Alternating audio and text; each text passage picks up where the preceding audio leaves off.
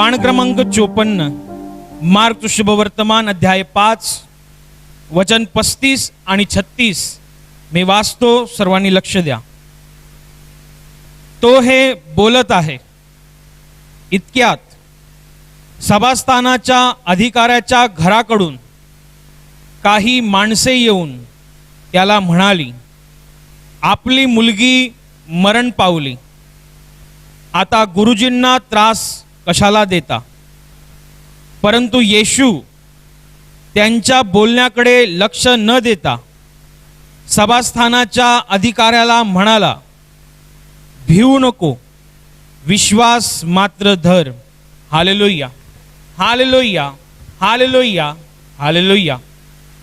आज जी घटना आपण वाचली ही प्रभू येशू ख्रिस्त ज्यावेळेस या भूमीवरती मनुष्य रूपामध्ये होता आणि जेव्हा तो मनुष्य रूपात असताना या पृथ्वीवरती परमेश्वराच्या पापक्षमेची योजना पूर्णत्व करण्याच्या दिशेने वाटचाल करत होता, तेव्हा त्याच्या ह्या वाटचालीमध्ये प्रभू येशू ख्रिस्ताने बरेच उपदेश केले, बरेच रहस्य सांगितली, परमेश्वराचं मन लोकांसमोर प्रगट केलं, परमेश्वराच्या योजना त्याने लोकांसमोर प्रगट केल्या.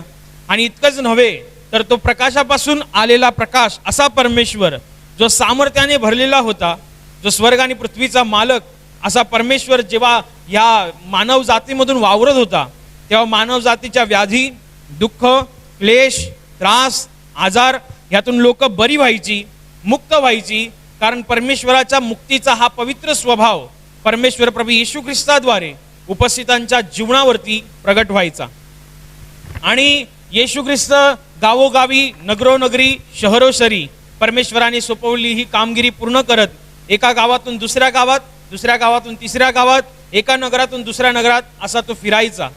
आणि येशूची कीर्ती ही चहूकडे पसरली होती, कारण येशूच्या द्वारे पुष्कळशे असे असाधारण चमत्कार, असाधारण अद्भुत कृत्य घडली होती, जी आजपर्यंत जगाच्या इतिहासामध्ये कोणी केली नव्हती आणि कोणी करू शकत नाही. आणि असंच येशू ख्रिस्त एका गावामध्ये असताना तिकडे फार मोठी प्रचंड गर्दी लोटली होती येशूला पाहण्यासाठी, येशूचा ऐकण्यासाठी, येशूला स्पर्श करण्यासाठी, किंबहुना येशूचा स्पर्श त्यांना व्हावा यासाठी लोकांची तिकडे प्रचंड गर्दी जमली होती. आणि या गर्दीमध्ये एक घटना घडलेली आहे, त्या घटनेमधला काहीसा भाग आपण वाचला, ती घटना आपण सविस्तर समजत आहोत, ती घटना आपण पवित्र आत्म्याच्या सानिध्यामध्ये सविस्तर समजत आहोत. प्रभू येशू ख्रिस्त गर्दीच्या मधोमध उभा असताना तिकडे एक मनुष्य आला, ज्याच्या प्रतिष्ठेविषयी बायबल असं म्हणतं की तो एक सभास्थानाचा अधिकारी होता. या माणसाचं नाव होतं याईर. आणि ह्या माणसाची एक मुलगी होती जी 12 वर्षांची होती आणि जी आपल्या आयुष्याच्या शेवटच्या टप्प्यामध्ये होती. ती शेवटचा घटका मोजत होती, जणू ती मरायला टेकलेली होती. आणि त्या मुलीचा वडील, ज्याचं नाव याईर, जो सभास्थानाचा अधिकारी होता, जेव्हा त्याला येशूच्या कीर्तीविषयी कळतं, जेव्हा त्याने येशूच्या साक्षी ऐकून जेव्हा त्याच्या हृदयात एक विश्वास निर्माण होतो, हा विश्वास घेऊन तो येशू ज्या दिशेने आहे, ज्या गावामध्ये आहे, त्या गावामध्ये तो थेट निघतो. आणि प्रचंड गर्दी समुदायाच्या मध्ये तो येशूला पाहतो. आजूबाजूच्या उपस्थित लोक त्याला येशूपर्यंत पोहोचण्याचा रस्ता देतात. आणि तिकडे पोहोचल्यावरती हा सभास्थानाचा प्रतिष्ठित अधिकारी असूनही तो येशू ख्रिस्ताच्या पाया पडतो, येशूला नमन करतो आणि येशूला म्हणतो की प्रभूजी, माझी मुलगी मराव्यास टेकली आहे, आपण या, तिच्या डोक्यावर हात ठेवा, म्हणजे ती बरी होईल. विचार करा, ज्याची मुलगी शेवटच्या घटका मोजते आहे, ज्याची मुलगी आपल्या जीवनाच्या अंतिम टप्प्यामध्ये आहे, काही मिनिटं, काही सेकंद तिच्याकडे आहेत, आणि अशा स्थितीमध्ये असलेल्या त्या मुलीचा वडील एकदम किती शांत अवस्थेत बोलतोय, कारण त्याच्या हृदयामध्ये येशूविषयी प्रचंड विश्वास आहे. त्याला येशूच्या सामर्थ्याविषयी माहिती आहे, त्याला पक्क माहिती आहे की येशू जर ह्या काळामध्ये, ह्या वेळेमध्ये जर माझ्या मुलीपर्यंत पोहोचला आणि जर त्याने तिच्यावरती हात ठेवला तर माझी मुलगी बरी होईल, माझी मुलगी या शेवटच्या ज्या घटका मोजते तिच्यातून ती बाहेर निघेल आणि ती पूर्णत्व बरी होईल. आणि या विश्वासाने तो येशूपर्यंत जातो, येशूला नमन करतो आणि येशूला आपल्या विश्वासपूर्ण प्रार्थना येशू समोर सादर करतो. आपण या, तिच्या डोक्यावर हात ठेवा, म्हणजे ती बरी होईल. बायबल म्हणतं की येशू ख्रिस्त या प्रचंड गर्दी समुदायाला सोडून या याईराच्या मागे जातो, याईराचा मागोवा घेतो, याईराच्या घराच्या दिशेने तो वाटचाल करतो. कारण येशू समोर या याईराने आपला प्रचंड विश्वास ठेवलेला आहे. किती स्वतःमध्ये एक अद्भुत घटना आहे ही, की बायबलमध्ये सगळीकडे येशूच्या मागे लोक जात आहेत असं लिहिलेलं आहे, परंतु ह्या घटनेत जेव्हा आपण वाचतो तेव्हा येशू एका माणसाच्या मागे चाललाय. तो अशासाठी चाललेला नाहीये की तो एक सभास्थानाचा अधिकारी आहे. तो अशासाठी चाललेला नाहीये की तो एक प्रतिष्ठित, एक फार मोठ्या हुद्द्यावरचा माणूस आहे. तो अशासाठी चाललेला आहे की त्याचा विश्वास किती प्रचंड आहे, त्याच्या जीवनामध्ये भूमिका किती अटीतटीची आहे, परिस्थिती किती बिकट आहे. आणि अशी बिकट परिस्थिती असतानाही त्याच्या बोलण्यामध्ये, त्याच्या विश्वासपूर्ण बोलण्यामध्ये जराही शंका दिसत नाहीये. त्याच्या विश्वासपूर्ण बोलण्यामध्ये कुठेही संदेह दिसत नाहीये. तो स्पष्ट सांगतोय, आपण या, तिच्या डोक्यावर हात ठेवा म्हणजे ती बरी होईल. किती किती स्पष्टता आहे त्याच्या बोलण्यामध्ये. त्याच्या बोलण्यामध्ये घाबरटपणा नाहीये, त्याच्या बोलण्यामध्ये भय नाहीये, त्याच्या बोलण्यामध्ये शंका नाहीये. तो एकदम स्पष्टपणे विश्वासपूर्ण असा तो परमेश्वरासमोर आपली प्रार्थना, आपल्या विनंतीला ठेवत आहे. माझी मुलगी मराव्यास टेकली आहे, आपण या, तिच्या डोक्यावर हात ठेवा म्हणजे ती बरी होईल. आणि त्याचा हा प्रचंड विश्वास पाहून, त्याचा हा सजीव, जिवंत आणि क्रियान्वित विश्वास पाहून प्रभू येशू ख्रिस्त, तो विश्वासाचा उत्पादक परमेश्वर याईराच्या दिशेने वाटचाल करतो, याईराच्या घरच्या दिशेने निघतो. आणि मग एक वेळ अशी सुद्धा येते की वाटेत असतानाच याईर हा प्रतिष्ठित असल्यामुळे याईराच्या घरी लोकांचा जमावडा झाला होता.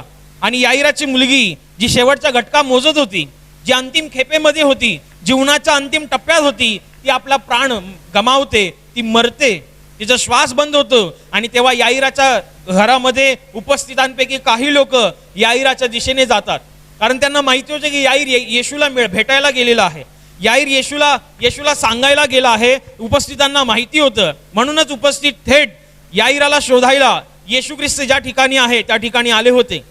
आणि जेव्हा याईर त्यांना दिसतो तेव्हा त्याच्या घराकडून आलेली माणसं याईराला सांगतात की तुझी मुलगी मेली आहे, तुझी मुलगी मरण पावली आहे. आता गुरुजींना घरी घेऊन जाण्यात काय अर्थ नाहीये, आता गुरुजींना त्रास देण्यात काय अर्थ नाहीये, आता येशूला घरी बोलावण्यात काय अर्थ नाहीये.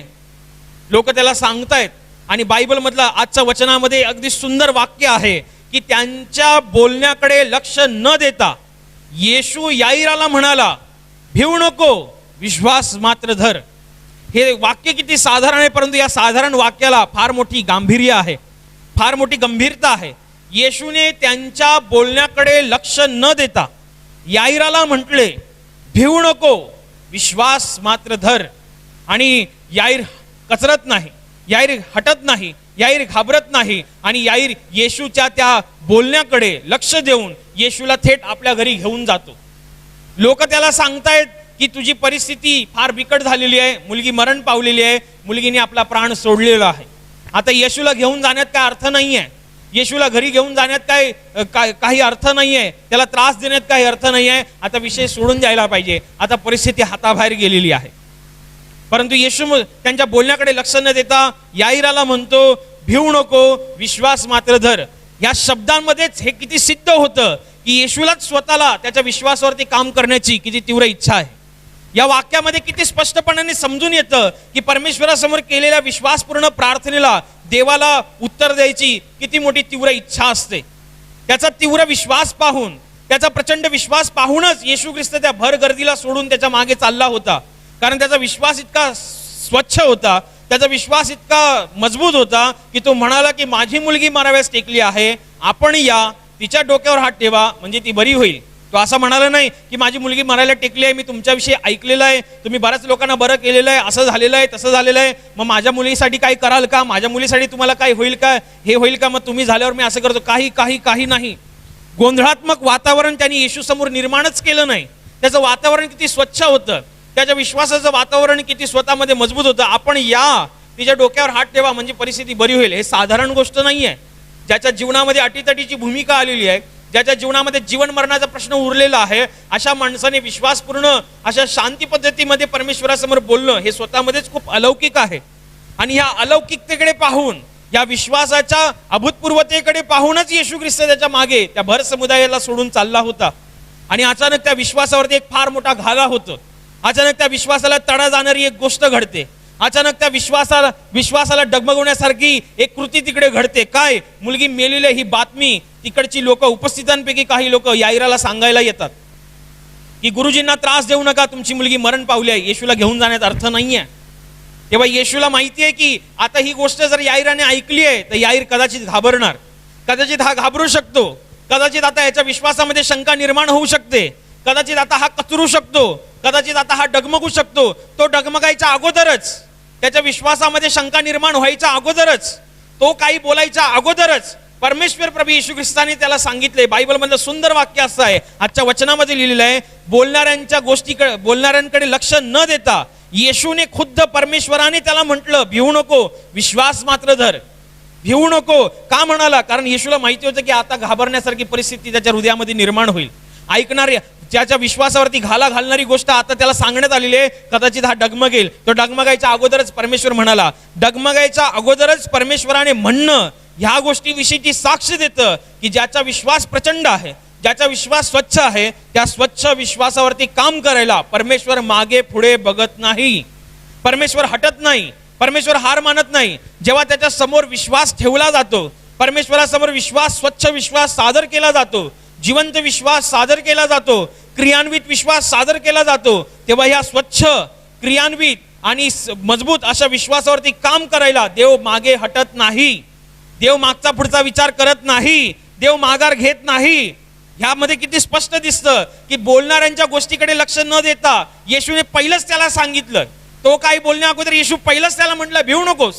पहिला वाक्यच हे होतं की भिवू नकोस, कारण येशूला माहिती आहे तो अंतःकरण जाणणारा परमेश्वर आहे. ह्या बोलल्या गेलेल्या गोष्टींनी ह्याचं हृदय घाबरू शकतं, हा भिवू शकतो, हा कचरू शकतो, हा डगमगू शकतो. हे सगळं व्हायच्या अगोदरच येशूने हे म्हणणं, हे ह्या गोष्टीविषयीची किती तगडा पुरावा देतं की परमेश्वरालाच स्वतःला काम करण्याची इच्छा असते. आणि जेव्हा परमेश्वर काम करायचं इच्छा बाळगतो, जेव्हा परमेश्वर काम करायचं ठरवतो, तेव्हा जगातली कुठलीही परिस्थिती कितीही हाताबाहेर गेलेली असेल तरी परमेश्वरासमोर ती मान्य नाही आहे, परमेश्वरासमोर ती मायने नाही आहे.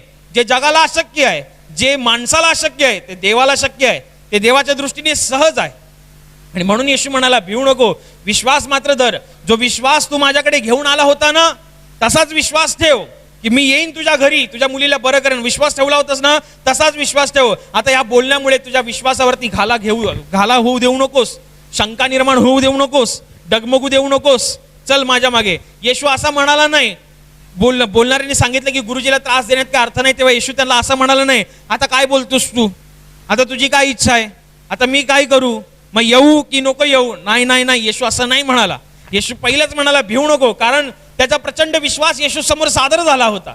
जेव्हा तुमचा प्रचंड स्वच्छ विश्वास परमेश्वरासमोर सादर होतो, तेव्हा त्या विश्वासावरती काम करायची स्वतः परमेश्वराची खुद्द इच्छा असते, परमेश्वराची स्वतःचीच इच्छा असते की त्याला तुमच्या जीवनात काम करायचंय. म्हणून ध्यानात घ्या, आपल्या जीवनामध्ये जेव्हा वावरत असता, विश्वासामध्ये, विश्वासाच्या प्रवासामध्ये जगत असता, कदाचित तुमच्या जीवनामध्ये काही प्रसंग असे येतील की तुम्हाला असं वाटेल की आता ह्याच्या पुढे काहीच नाही होऊ शकत. तुम्हाला असं वाटेल की आता परिस्थिती बदलण्याच्या पलीकडची आहे. तुम्हाला असं वाटत असेल की आता ह्याच्या पुढे काही घडूच शकत नाही. पण ध्यानात घ्या, जिकडे तुम्हाला वाटतंय की काय होणार नाही, तिकडे देवाला वाटतंय की होणार. म्हणून तुम्ही आपल्या जीवनामध्ये मागे हटू नका. विश्वासात आहात, विश्वासात खंबीर राहा, मजबूत राहा. मध्येच तुम्ही अडून राहा. जर तुम्ही अडून राहाल तर तुम्ही तुमच्या विश्वासाच्या द्वारे परमेश्वराच्या राज्यातून एका साक्षीला अनुभवू शकता. मागे हटू नका. परमेश्वर कधी माघार घेत नाही, परमेश्वर कधी हार मानत नाही, तो पराजित नाहीये. परमेश्वर विजयशाली परमेश्वर आहे. तो कालही विजयशाली होता, आजही विजयशाली आहे आणि युगांपर्यंत त्याच्या विजयशालीचा हा पराक्रमाचा इतिहास गाजवला जाईल. तो हटत नाहीये, तर तुम्ही का हटताय? विश्वासणारी पुष्कळ माणसं आपली दुःख, आपली समस्या, आपल्या वेदना परमेश्वरासमोर घेऊन येतात. एका ठराविक काळापर्यंत विश्वास बाळगतात आणि जेव्हा पाहतात की माझ्या विश्वासाला, माझ्या प्रार्थनेला अजून उत्तर आलं नाहीये, माझी वेदना कमी झाली नाहीये, माझा त्रास निघालेला नाहीये, माझी समस्या सुटलेली नाहीये, माझं संकट वाढतच चाललेलं आहे, माझं कर्ज वाढतच चाललेलं आहे, आता काय होणार नाही, ते तिथेच प्रार्थना करणं सोडून देतात. तिकडेच ते बायबल वाचन करणं सोडून देतात. तिकडेच ते देवाबरोबर सहभागिता करणं सोडून देतात. पण तुम्ही का सोडताय? परमेश्वर स्वतः सोडत नाहीये. परमेश्वर जर तुमच्या परिस्थितीवरती स्वतः हार मानत नाहीये, परमेश्वर जर तुमच्या परिस्थितीवरती जर स्वतः माघार घेत नाहीये, का मागे फिरत नाहीये, मग तुम्ही का मागे फिरताय? तुम्ही का स्वतःला हरलेले असं समजताय? तुम्ही का स्वतःला पराजित असं समजताय? तुम्ही का परिस्थिती समोर गुडघे टेकताय? ध्यानात घ्या, याईर जेव्हा येशूकडे आला होता तेव्हा त्याची मुलगी शेवटचा घटका मोजत होती. त्याला ती अंतिम आशा होती, शेवटली आशा होती, आता जे काही होईल, जे काही घडेल ते येशूच करेल. येशू शिवाय आता त्याला पर्याय दिसत नव्हता, तो येशूकडे आला. परंतु ह्या अंतिम आशा जेव्हा तो बाळगून होता त्याच वेळेला त्याला अशी बातमी कळाली जी त्याच्या बुद्धीच्या पलीकडची होती, जी त्याचा विश्वास पुरा झंझोडून टाकणार होती, जो त्याचा विश्वास पुरेच्या पुरा नेस्तनाबूत करून टाकणार होती. अशी गोष्ट त्याच्या पुढ्यात आली. तरी येशूने म्हटलं, ध्यानात घ्या, ह्या गोष्टीकडे लक्ष मी तुमचं केंद्रित करतोय की ज्या वेळेला याईराच्या घरातून बातमी आली की येशूला घरी घेऊन जाऊ नका कारण मुलगी मेली आहे, येशूला त्रास देण्यात काही अर्थ नाही आहे, तेव्हा लोकांनी काही बोलण्या अगोदर, याईरानी काही बोलण्या अगोदर येशूच म्हणाला भिवू नकोस. म्हणजे याचा अर्थ देवाला काम करण्याची किती तीव्र इच्छा आहे हे ह्याच्यातून समजून येतं. जर तुमचा विश्वास तुम्ही स्वच्छतेने परमेश्वरासमोर मांडताय, जर तुम्ही क्रियान्वित पद्धतीने आपला विश्वास परमेश्वरासमोर मांडताय, तर निश्चित तुमच्या त्या विश्वासपूर्ण प्रार्थनेला उत्तर आल्याशिवाय राहणार नाही. विश्वासपूर्ण जेव्हा मांडणी तुम्ही परमेश्वरासमोर करता, देव त्याच्यावरती काम केल्याशिवाय राहत नाही. आणि देव कधी माघार घेत नाही, हे लक्षात ठेवा. देव कधी हटत नाही. आज तुमच्या प्रार्थनेला उत्तर नाही आलं असेल, आज तुमची वेदना गेली नसेल, आज तुमची समस्या सुटलेली तुम्हाला दिसत नाहीये, पण ह्याच्या मागे काहीतरी योजना असणार, काहीतरी घडत असणार, काहीतरी देवाच्या राज्यामध्ये हालचाल होत असणार. कारण तो जिवंतांचा परमेश्वर आहे, तो जिवंत परमेश्वर आहे. जिवंत म्हणजे हालचाल करणारा, सजीव असा तो क्रियाशील परमेश्वर आहे. त्याच्यावरती तुम्ही विश्वास ठेवलेला आहे. तुम्ही हटू नका, तुम्ही मागे हटू नका, तुम्ही माघार घेऊ नका. कारण तुमचा परमेश्वर ज्याच्यावरती तुम्ही विश्वास ठेवलेला आहे तो जर हटत नाहीये, तो जर हार मानत नाहीये, तो जर माघार घेत नाहीये, तर तुम्ही का हटताय? परिस्थिती गुडघे टेकण्यासारखीच होती की मुलगी मेली आहे, गुरुजीला त्रास देण्यात काय अर्थ नाही आहे. जगातली लोक हेच म्हणतायत की परिस्थिती हाताबाहेर गेलेली आहे, आता गुरुजीला त्रास देण्यात काय अर्थ नाही आहे. तेव्हा गुरु स्वतः म्हणतोय, येशू स्वतः म्हणतोय भिवू नकोस. ध्यानात घ्या, जेव्हा देव काम करायचं ठरवतो तेव्हा जगातली परिस्थिती तुमच्या विरोधात जरी असली तरी देव तुमच्या बाजूने असेल तर तुमच्या विरोधात शत्रू उभा राहायला कोणी समर्थ होणार नाही.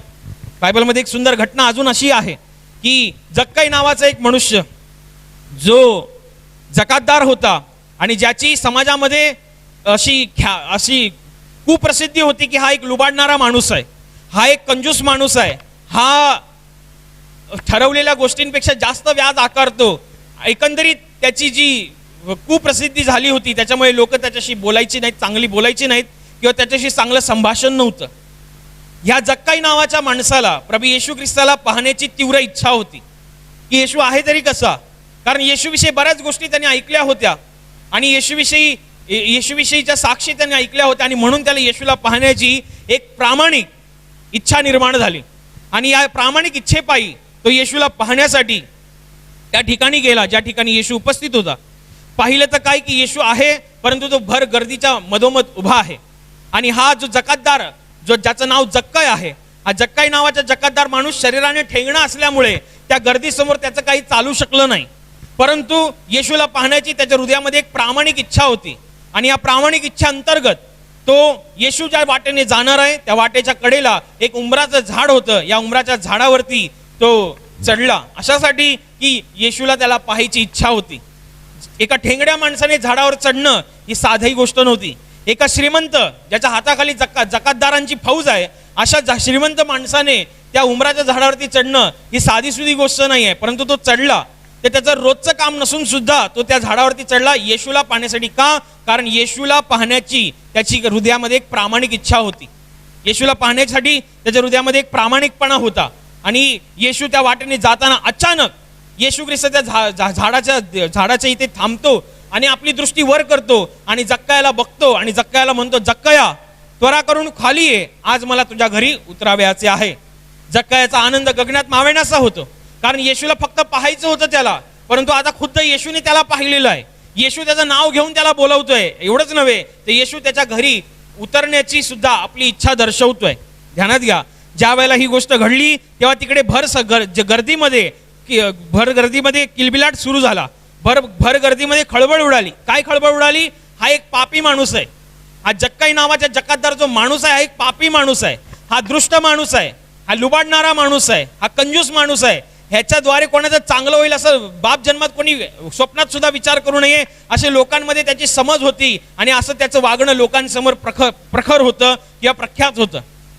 आणि येशूने तर आपली इच्छा दर्शवली, परंतु लोकांनी पण येशूच्या देवत्वावरती शंका उपस्थित केली. जर हा देवाचा पुत्र आहे तर ह्याला माहिती पाहिजे की तो कोणाशी बोलतोय, एका पापी माणसाशी बोलतोय. जर हा देवाचा पुत्र आहे तर ह्याला माहिती पाहिजे की हा कोणाशी बोलतोय, हा पापी माणसाच्या घरी उतरायची इच्छा दर्शवतोय. हा जर देव आहे तर ह्याला समजायला पाहिजे. विचार करा, लोकांमध्ये येशूच्या देवत्वावरती शंका घेतली जाते आहे, परंतु येशू त्यांच्या शंकेकडे बघत नाहीये. येशूने जर जक्कायाच्या घराण्याचं तारण करायचं ठरवलंय, येशूने जर जक्कायाच्या घराण्याला मुक्त करायचं ठरवलंय, तर जग एकीकडे आणि जक्काया आणि येशू एकीकडे. जर देव तुमच्या जीवनात काय करायचं ठरवतो तेव्हा परिस्थिती त्याच्या परमेश्वरासमोर मायने नाही राहत. तुमचा प्रश्न परमेश्वरासमोर मायने नाही राहत. तुमचं संकट परमेश्वरासमोर मायने राहत. ध्यानात घ्या, तुमच्या परिस्थिती, संकट आणि समस्यांपेक्षा कितीतरी पटीने परमेश्वर त्याचं सामर्थ्य आणि त्याची वचनं मोठी आहेत. तो कधीही मागे न हटणारा परमेश्वर आहे. तो कधीही न बदलणारा परमेश्वर आहे. तो माघार न घेणारा परमेश्वर आहे. जक्कायाला जेव्हा येशू म्हणाला की आज मला तुझ्या घरी उतरावायचं आहे, तो लोकांमध्ये किलबिलाट सुरू झालं. येशूच्या दैवत्वावरती, येशूच्या पुत्रत्वपणावरती लोकांनी शंका बाळगली असतानाही येशूने त्यांच्या शंकेकडे बघितलं नाही, त्यांच्या त्या कुजबुजकडे बघितलं नाही, त्यांच्या त्या किलबिलाटाकडे बघितलं नाही. मी आज तुझ्या घरी उतरणार, जग काय म्हणते मला माहित नाही. जर देवानी त्याच्या जीवनात काम करायचं ठरवलंय तर तो मागचा पुढचा विचार करतोय, लोकांचा विचार नाही करत आहे. ही जी गर्दी माझ्या मागे येते आहे, ह्याच्या घरी गेल्यामुळे ह्याच्यातली गर्दी मला सोडून जाईल, मला फरक पडत नाहीये. ह्याच्या घराण्याचं मला आज तारण करायचं आहे, ह्याच्यासाठी जी योजना आहे ती मला ह्याला सांगायची आहे, ह्याला समजावून द्यायची आहे. आणि येशू थेट जक्कायाच्या घरी जातो. जक्काय हा येशू ख्रिस्ताचा आनंदाने आगत स्वागत करतो. येशू आणि त्याच्या शिष्यांचं खानपान करतो. येशू आहे तो गप्पा बसणारा नाहीये, तो जिवंत आहे, तो बोलणारा परमेश्वर आहे. तो बोलला काय बोलला? स्वर्गाच्या राज्याच्या गोष्टी, स्वर्गातलं रहस्य आणि परमेश्वराच्या या अभूतपूर्व सहवासाने आणि परमेश्वराच्या अलौकिक अशा सामर्थ्यशाली शांतीपूर्ण शब्दाने जक्कायाच्या हृदयामध्ये एक फार मोठा बदल घडतो. आणि हा जक्काय आपल्या जागेवरती उभा राहून परमेश्वर प्रभू येशू ख्रिस्तासमोर ह्या गोष्टीची गवाही देतो, साक्षी देतो की प्रभूजी, मी माझ्या संपत्तीतली अर्धी संपत्ती विकून गोरगरिबांस वाटून देतो आणि ज्याचं मी लुबाडलंय त्याला 4 पटीने परत करतो. किती अद्भुत गोष्ट. ही गोष्ट जेव्हा घडली, जक्कायाच्या हृदयाचं परिवर्तन झालं. परमेश्वर येशू म्हणाला, आज या घराण्याला तारण प्राप्त झालं आहे. किती अभूतपूर्व घटना. जर येशूने त्या बोलणाऱ्या माणसांच्याकडे लक्ष दिलं असतं तर येशू त्याच्या घरी पोचलाच नसता, त्या जक्कायाच्या घराण्याचं तारण झालंच नसतं. जक्कायाच्या पापांच्या क्षमेची योजना त्याला समजलीच नसती जर येशूने त्यांच्या बोलण्याकडे लक्ष दिलं असतं. ध्यानात घ्या, तुम्हाला परमेश्वराकडे लक्ष देणं फार महत्वाचं आहे. जक्कायासारखं तुम्हाला होणं महत्वाचं आहे. याईरासारखं तुम्हाला होणं महत्वाचं आहे. जक्कायाला पण माहिती होतं की लोक माझ्याविषयी काय म्हणतायत. अरे हा पापी माणूस आहे, हा लुबाडणारा माणूस आहे, हा कंजूस माणूस आहे, हा कपटाने घेतो. लोकांमध्ये ही गोष्ट चालू होती, लोक किलबिल करतायत. परंतु जक्कायाने सुद्धा लोकांकडे बघितलं नाही. जक्काया असं म्हणाला नाही की प्रभू तुम्ही तर एवढं आहे, तुम्ही येऊ नका, हे लोक बघा काय म्हणतायत. नाही नाही नाही नाही, येशूने त्याला म्हटलं, आज मला तुझ्या घरी उतरावयाचे आहे. ह्या एका शब्दावरती त्याने बाकीच्या सगळ्या गोष्टींकडे कानाडोळा केला. कुजबुज करतायत, करू दे. लुडबुड करतायत, करू दे. दोष लावतायत, लावू दे. खळबळ माजली आहे, माजू दे. माझा प्रभू म्हणालाय, येशू म्हणालाय, ज्याला मला पाहण्याची प्रामाणिक इच्छा होती, तीव्र इच्छा होती, तो येशू म्हणालाय आज मला तुझ्या घरी उतरायचं आहे. त्या शब्दासरशी, त्या शब्दाच्या आनंदापुढे जक्कायाने बाकी कुठल्याच गोष्टीकडे पाहिलं नाही. अशा पद्धतीने तुमचं पाहिजे. मागे हटता कामा नाही. जक्काया मागे हटला नाही, लोकांच्या बोलण्यांकडे बघून मागे हटला नाही. याईर जेव्हा येशूचे शब्द त्याला प्राप्त झाले की भिवू नको, विश्वास मात्र धर, तेव्हा याईर त्याच्या घरातून आलेल्या लोकांच्या बोलण्यांकडे लक्ष देऊन मागे हटला नाही. घेऊन गेले येशूला घरी घेऊन गेला. आणि येशू पाहतो तर काय, तिकडे लोक रडत आहेत, कारण तो एक फार मोठा प्रतिष्ठित माणूस होता, तो सभास्थानाचा अधिकारी होता. आणि म्हणून लोक त्याच्याकडे जमा झाली. लोकांमध्ये बातमी कळाल्याबरोबर याची मुलगी मेले बरोबर लोक जमा झाली. येशू म्हणाला, कशाला रडताय, मुलगी मेली नाही, मुलगी झोपली आहे. अचानक ते हसायला लागले. अशी ती ढोंगी वृत्तीची माणसं जी आजही जगामध्ये प्रत्येक प्रकारामध्ये, प्रत्येक स्तरावरती दिसतात. येशू याईराच्या घरात गेला, बघतो तर याईराची मुलगी निश्चित पडलेली आहे, तिने प्राण सोडलेला आहे, तिचा श्वासोच्छवास बंद झालेला आहे. येशू तिच्या जवळ जातो आपल्या 3 शिष्यांना घेऊन, आणि तो याईर आणि त्याची पत्नी, आणि येशू त्या मुलीला सांगतो, तलिथा कुम, मुली मी तुला सांगतो उठ. आणि ती मेलेली मुलगी उठून बसते. येशू सांगतो की हे जे कृत्य, हे अद्भुत कृत्य घडलं, कोणाला सांगू नका. पण ही बातमी लपण्यासारखी नव्हतीच, कारण लोक जमा झाली होती. लोकांना माहिती होते की याईराची मुलगी हातरुणाला खिळलेली आहे. याईराची मुलगी आजाराने खिळलेली आहे, याईराची मुलगी शेवटची घटका मोजते आहे आणि याईराची मुलगी मेलेली आहे, ही बातमी समाजामध्ये पसरलेली होतीच. जेव्हा येशू त्या घरातून त्या मुलीला जिवंत करून निघून गेला आणि याईराच्या मुलीला लोकांनी उघड डोळ्यांनी पाहिलं जिवंत असं, तेव्हा लोकांमध्ये येशूची कीर्ती पसरली, लोकांमध्ये सुवार्ता पसरली, लोकांमध्ये येशूचा महिमा पसरला, लोकांमध्ये येशूचा एक स्पिरिच्युअल, एक स्वर्गीय दबदबा पसरला. किती अद्भुत गोष्ट घडली. हटू नका, मागे हटू नका. जर देव तुमच्याविषयी मागे हटत नाही आहे, जर देव तुमच्याविषयी हार मानत नाही आहे, तर तुम्ही का हार मानताय? जर देव तुमच्याविषयी मागे हटत नाही, तुमच्या प्रश्नांविषयी मागे हटत नाही, तर तुम्ही का हटताय? एका ठराविक वेळेवरती येऊन तुमच्या जीवनावरती फार मोठा, तुमच्या विश्वासावरती फार मोठा हल्ला होईल, पण तुम्हाला याला घाबरायची गरज नाही. जर तुमचा विश्वास प्रामाणिक आहे असं तुम्हाला माहिती आहे, तुमचं हृदय तुम्हाला जर साक्ष देतंय की तुमचा विश्वास प्रामाणिक आहे, तुमचा विश्वास स्वच्छ आहे, तुमचा विश्वास परमेश्वराच्या वचनांवर आधारलेला आहे, तुमचा विश्वास परमेश्वराच्या वचनांनी कार्यान्वित झालेला आहे, तर भिवू नका. तुमच्या विश्वासावरती देव काम करणार म्हणजे करणार म्हणजे करणार म्हणजे करणारच. तो हटणार नाही, तो मागे पुढे हटणार नाही. या याईराच्या गोष्टीतून हीच गोष्ट किती स्पष्ट कळते की याईर आपला स्वच्छ विश्वास, प्रचंड विश्वास, कार्यान्वित विश्वास येशूकडे घेऊन आला आणि त्या विश्वासपूर्ण पद्धतीने मांडण्यात आलेल्या प्रार्थनेला येशूने प्रतिसाद दिला. आणि प्रतिसाद देत असता मध्येच अचानक वाटेवरतीच त्याच्या विश्वासावरती घाला होण्याची प्रक्रिया घडते. लोक सांगतात की येशूला घेऊन जाऊ नको, तुझी मुलगी मेली आहे. तेव्हा येशू, सगळ्यात पहिलं येशू म्हणतो. येशू बायबलमध्ये तुम्हाला कुठेच वाचायला मिळणार नाही की याईर येशूला विचारते आता काय करायला पाहिजे. मी जेव्हा तुझ्याकडे आलेलो तेव्हा माझी मुलगी तर शेवटच्या घटका मोजत होती, म्हणजे थोडीफार तिच्यामध्ये जीव होता, पण आता मेलेले, आता काय म्हणतोस तू? तुझं काय म्हणणं आहे? तुझा काय विचार आहे? ना याईर बोलला आणि ना येशू त्याला बोलला की आता तू काय म्हणतोस, मी येऊ की नको येऊ? येशू म्हणाला भिवू नकोस, विश्वास मात्र धर. जो विश्वास तू माझ्याकडे घेऊन आला तो विश्वासच तसाच्या तसा ठेव, केवळ मात्र विश्वास धर, म्हणजे केवळ विश्वास रख. आणि ध्यानात घ्या, जेव्हा विश्वास प्रचंड आहे तेव्हा तुमच्या विश्वासाप्रमाणे घडायला देव मागचा पुढचा, देव कधीही तुम्ही विश्वासावरती काम करायला मागचा पुढचा विचार करत नाही. तुम्हाला फक्त देवाचं लक्ष वेधून घ्यायला शिकता आलं पाहिजे. तुम्हाला देवाचं लक्ष स्वतःकडे केंद्रित करता आलं पाहिजे. जगामध्ये सगळ्यांकडेच देवाचं लक्ष असतं, पण जे विश्वासणारी लोक असतात, ज्यांचा देवाच्या जिवंतपणावरती आणि त्याच्या सामर्थ्यावरती, त्याच्या अस्तित्वावरती विश्वास असतो, अशी लोक देवाचं लक्ष अधिक वेधून घेतात, अशी लोक देवाचं लक्ष अधिक केंद्रित करून घेतात. तुम्हाला तुमच्या जीवनामध्ये देवाचं लक्ष वेधून घेता आलं पाहिजे. एक जक्काई नावासारखा माणूस, ज्याची कुप्रसिद्धी समाजामध्ये आहे, ह्या माणसाने येशूचं लक्ष वेधून घेण्यासाठी आपल्या जीवनामध्ये आपल्या जीवनाच्या विपरीत जाऊन काम केलं. त्याचं झाडावरती चढणं रोजचं काम नव्हतं तरी तो झाडावर चढला होता, झाडावर चढणं हे त्याचं काम नव्हतं तरी तो चढला होता. असं तुम्हाला देवाचं लक्ष वेधून घेता आलं पाहिजे. एवढी प्रचंड गर्दी असताना याईर तिकडे येतो, याईर बोलतो आणि येशू याईराच्या मागे जातो. का प्रचंड गर्दीमध्ये माणसं नाही आहेत? माणसं आहेत, पण ह्या गर्दीमध्ये उपस्थितांपैकी या याईराचा विश्वास हा काही वेगळा आहे. या याईराची विश्वास सादर करण्याची प्रक्रिया वेगळी आहे.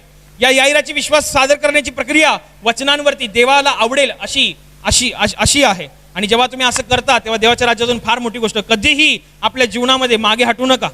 जगामध्ये लोक जेव्हा परिस्थितीसमोर हात टेकतात, निराशेमध्ये समजतात, तेव्हा आत्महत्या हा पर्याय निवडतात. पण ध्यानात घ्या, आत्महत्या हा पर्याय नाहीये. जीवनाच्या कठीण प्रसंगामध्ये आणि कठीण परिस्थितीमध्ये आत्महत्या हा पर्याय नाहीये. या जगामध्ये सगळ्याच समस्येला एक उपाय आहे आणि तो उपाय फक्त आणि फक्त परमेश्वर आहे आणि त्याची वचनं आहे. जर तुमच्याकडे देवाची वचनं आहेत तर हा निश्चित आणि निश्चित तुम्ही सुद्धा ह्या याईरासारखा, या जक्कायासारखा आपल्या जीवनामध्ये परमेश्वराचा अद्भुत अनुभव घेऊ शकता. याईराकडे शब्द होते, भिवू नको, विश्वास मात्र धर. जक्कायाकडे शब्द होते, खाली उतर, आज मला तुझ्या घरी उतरावायचं आहे. तसं तुमच्याकडे काय शब्द आहे? बायबल वाचा, पहा तुमच्या हृदयाशी देव कुठल्या वचनाच्या द्वारे बोलतोय. ज्या वचनाच्या द्वारे देव बोलेल, ध्यानात घ्या, त्या वचनांवरती ठाम राहा, त्या वचनांवरती विसंबून राहा. आणि जेव्हा विसंबून राहाल तेव्हा ध्यानात घ्या, तुमच्या ह्या विश्वासावरती काम करायला देव मागे हटणार नाही. तुमची परिस्थिती किती बिकट झाली असेल, देव माघार घेणार नाही. देव कधीही हार मानत नाही, देव कधीही माघार घेत नाही. तो विजयशाली परमेश्वर आहे. त्याचा विजयाचा प्रवास, त्याचा विजयाचा श्वास, त्याचा विजयाचा सुगंध, त्याच्या विजयाची गर्जना तुमच्याही जीवनामध्ये तशीच गरजेल कधी, जेव्हा तुमच्याकडे देवाची वचनं असतील. त्या वचनांवरती तुम्ही जेव्हा ठाम असाल तर निश्चित आणि निश्चित तुम्ही देवाच्या राज्यातून असा अनुभव घेऊ शकता. आणि ध्यानात घ्या, तुमचा विश्वास जर देवासमोर स्वच्छ असेल, प्रामाणिक असेल, वचनांवरती आधारलेला असेल आणि वचनांवरती कार्यान्वित असेल, तर तुमच्या विश्वासावरती देवाला स्वतःला काम करण्याची इच्छा आहे. तुमच्या विश्वासावरती देवाला स्वतःला तुमच्या प्रश्नाला उत्तर द्यायची इच्छा आहे, स्वतःला इच्छा आहे. तुम्हाला घ्यायचंय नाही घ्यायचंय मला माहित नाही, पण देव देणार, कारण तो देणारा परमेश्वर आहे. त्याचा आकाश कपाट भरलेला आहे. तुमचा विश्वास जर देवाला वाटला की हा स्वच्छ आहे, हा मजबूत आहे, हा वचनांवर आधारलेला आहे, हा वचनांवरती क्रियान्वित आहे, तुम्ही कंट्रोल करू शकणार नाही एवढे आशीर्वाद देव तुमच्याकडे पाठवेल. तुम्ही कंट्रोल करू शकणार नाही एवढ्या साक्षी देव तुमच्या जीवनामध्ये निर्माण करेल. तुम्ही लोकांना जेव्हा साक्ष सांगाल तेव्हा लोक तुमच्या साक्षींवरती विश्वास ठेवणार नाहीत. अशा अभूतपूर्व साक्षी देव तुमच्या जीवनामध्ये घडवल्याशिवाय राहणार नाही. पण कधी जेव्हा विश्वास मजबूत असेल, तुम्ही हटू नका, माघार घेऊ नका. आणि अशाच पद्धतीने परमेश्वराचा हा पराक्रमी स्वभाव, त्याचा विजयशाली गर्जना आपल्या जीवनामधून आणि आपल्या जीवनामध्ये अधिकाधिक गरजावी, यासाठी सर्व मिळून प्रार्थना करू. Hallelujah, hallelujah, hallelujah. आणि आता प्रार्थना करण्याची वेळ आहे. प्रभू येशू म्हणाला, माझ्या नावाने तुम्ही पित्याजवळ जे काही मागाल ते तुम्हाला परमेश्वराच्या गौरवाकरिता देण्यात येईल. होय, त्याचं वचन हेच सत्य आहे. त्याचं वचन तो पूर्ण करणं जाणतो. तो आपल्या वचनांना पूर्ण करण्याचं सामर्थ्य बाळगतो. म्हणून त्याच्या वचनावर, त्याच्या सामर्थ्यावर विश्वास ठेवून आपण सर्व मिळून प्रार्थना करत आहोत. म्हणून तुमच्या ज्या भागाला आजार आहे त्या भागावर हात ठेवा. तिथे हात ठेवणं शक्य नसेल तर आपल्या छातीवर हात ठेवा. तुमच्या जीवनातील आणि शरीरातील प्रत्येक दुःख, संकट आणि आजार प्रभू येशूच्या पवित्र नावाने या क्षणाला नष्ट होत. तुमच्या जीवनातील बंधनं आणि श्राप प्रभू येशूने वाहिलेल्या त्याच्या पवित्र रक्ताद्वारे या क्षणाला तुटून जावत. तुमच्या जीवनातील समस्या आणि सैतानाचा भयावह अंधार प्रभू येशू ख्रिस्ताच्या दिव्य आणि पवित्र प्रकाशामध्ये पूर्णपणे नष्ट होत. तुमच्यावर, तुमच्या कुटुंबावर प्रभू येशू ख्रिस्ताचे महान आशीर्वाद येऊ. आमेन.